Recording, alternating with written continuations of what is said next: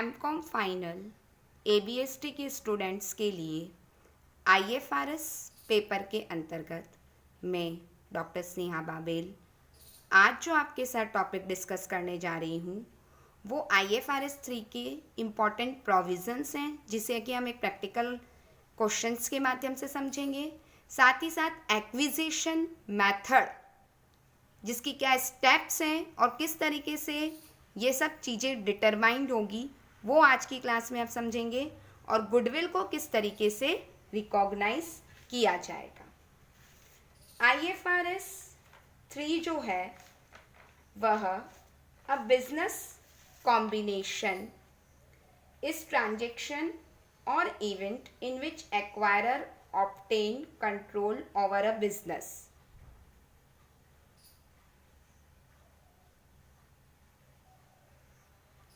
That means acquisition of shares or net assets, legal merger और reverse acquisition, यानी by shares करें, bye assets करें, legal merger करें, new entity पे control करें, ये सब क्या है? ये सब है कंबाइंड एंटिटी। तो बिजनेस कॉम्बिनेशन आईएफआरएस 3 में एप्लीकेबल होगा और कहाँ नहीं होगा जो हमने कल ही सीखा था, दैट इज जॉइंट वेंचर और नॉन बिजनेस ऑफ असेट्स पे। कंट्रोल जहाँ 50% से ज़्यादा का क्या है?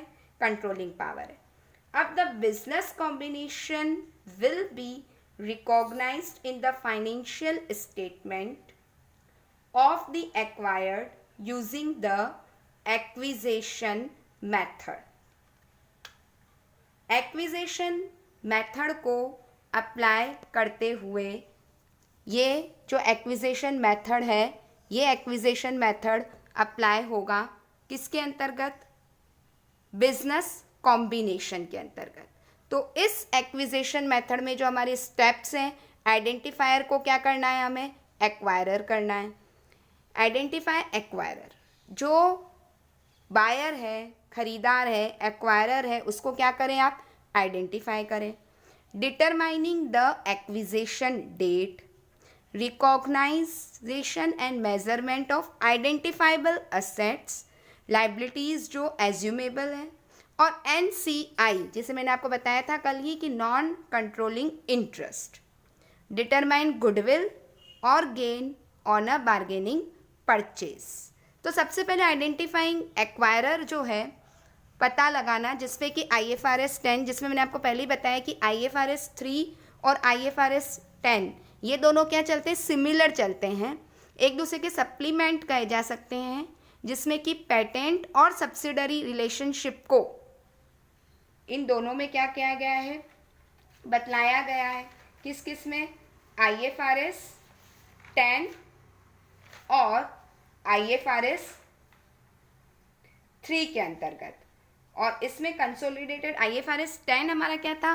Consolidated financial statement. और इसमें दोनों में ये दोनों ही आईएफआरएस ग्रुप अकाउंट्स और कंसोलिडेशन में क्या करते हैं? डील करते हैं। तो सबसे पहले an investment must constitute a business before वह इन्वेस्टमेंट अप्लाई करता है आईएफआरएस 3 को। IFRS 3 requires application of the acquisition method for each business combination।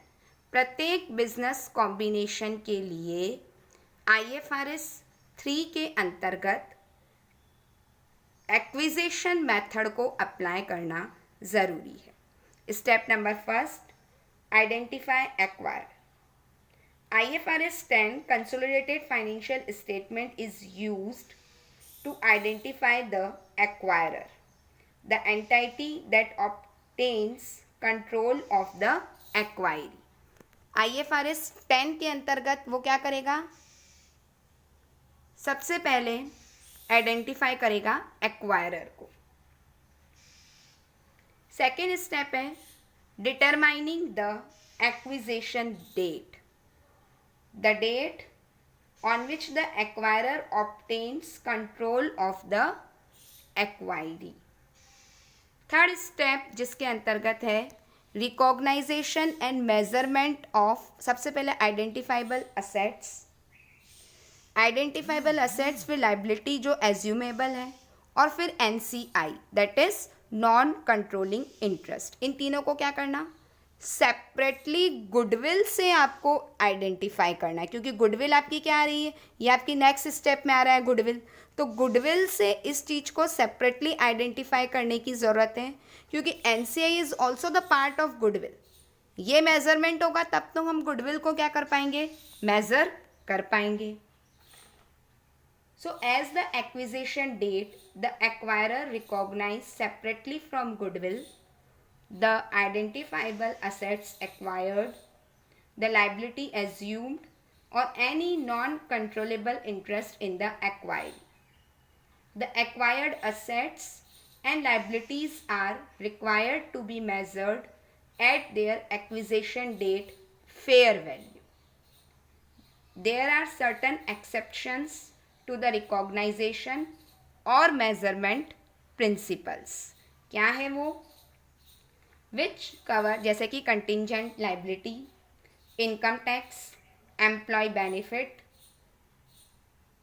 identification assets नहीं हो पा रही है, recognized rights, share based payment and assets held for the sale. Non controllable interest, that are present ownership interest and entitle their holders to a proportionate share of the entity net assets in the event of liquidation, are measured at acquisition date fair value or at the NCI's proportionate share in net assets. All other components of NCI, जैसे कि share based payment था, IFRS 2 का calls था, are required to be measured at their acquisition date fair values पे उनको क्या करना है, फेयर वैल्यूज़ पे उसको मेजर्ड करना है। तो IFRS 3 के अंतर्गत नॉन कंट्रोलिंग इंटरेस्ट का एक इम्पॉर्टेंट पार्ट है मेज़र करने का, non controlling interest. So non controlling interest जो मैंने आपको बताया, जिसे कि पास्ट ईयर में माइनॉरिटी इंटरेस्ट के नाम से जाना जाता था। किसी भी कंपनी में 80% होल्डिंग ने ले ली और अदर देन होल्डिंग 20% की जो होल्डिंग है minority, that is non as non controlling interest. So NCI, equity in a subsidiary not attributable directly or indirectly to a parent, so it is that part of subsidiary belongs to someone else, जिसे कि पास में minority interest कहते थे। तो IFRS 3 जो है इसके measurement के दो मेथड बताता है, या तो प्रपोर्शनेट या fair value. Its proportionate share of the fair value of subsidiary's net assets, full या fair value based on market value of shares held by NCI। In second method goodwill affect होगी, क्योंकि NCI is also the part of goodwill. Goodwill की calculation में NCI जोड़ा जाता है, तो second method में क्या होगा, गुडविल अफेक्ट होगी। अब हमारा है डिटरमाइन गुडविल और गेन ऑन बार्गेनिंग परचेज। यदि हमने किसी भी एक लिमिटेड ने बी लिमिटेड को, ए लिमिटेड ने बी लिमिटेड को एक्वायर किया है, जब तो ए ने बी को जब एक्वायर किया है, ए लिमिटेड ने बी लिमिटेड को, तो उस कंडीशन में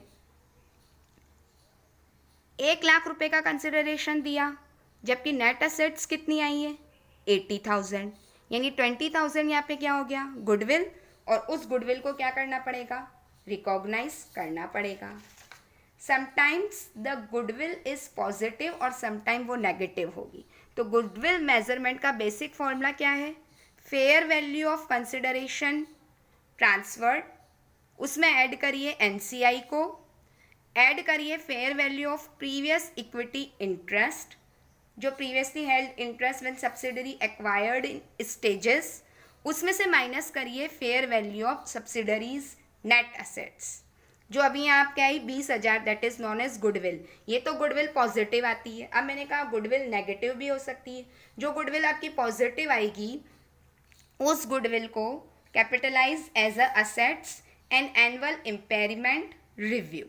और यदि गुडविल नेगेटिव आती है, दैट इज वो गेन और बार्गेनिंग परचेज कहलाएगी। देन गेन और बार्गेनिंग परचेज, सबसे पहले तो उसको रीअसेस करें, या कोई एरर है तो उस एरर को आइडेंटिफाई करें, और एनी एक्सेस फिर भी आ रही है तो उसको इमीडिएट कहाँ ले जाएं, रिकॉग्नाइज करें प्रॉफिट एंड लॉस अकाउंट में। यानी उसको हमें लाइबिलिटी के रूप में ट्रीट नहीं करना है और इमीडिएटली उस चीज़ को कहाँ ले जाना है, रिकॉग्नाइज करना है प्रॉफिट एंड लॉस अकाउंट में। So goodwill is recognise as the excess between the aggregate of the consideration transferred, any NCI in the acquiry and in a business combination achieved in stages. The acquisition date, fair value of the acquiry previously held equity interest in the acquiry. The identifiable net assets acquired including any जो आपका deferred tax जो था वो इसमें क्या हो जाएगा, include हो जाएगा। Goodwill can be grossed up to include the amount attributable to NCI. That is the case when NCI is measured at their acquisition date fair value. A gain from bargain purchase में अगर gain होता है तो उसको immediately कहाँ recognise करना है, profit and loss account में।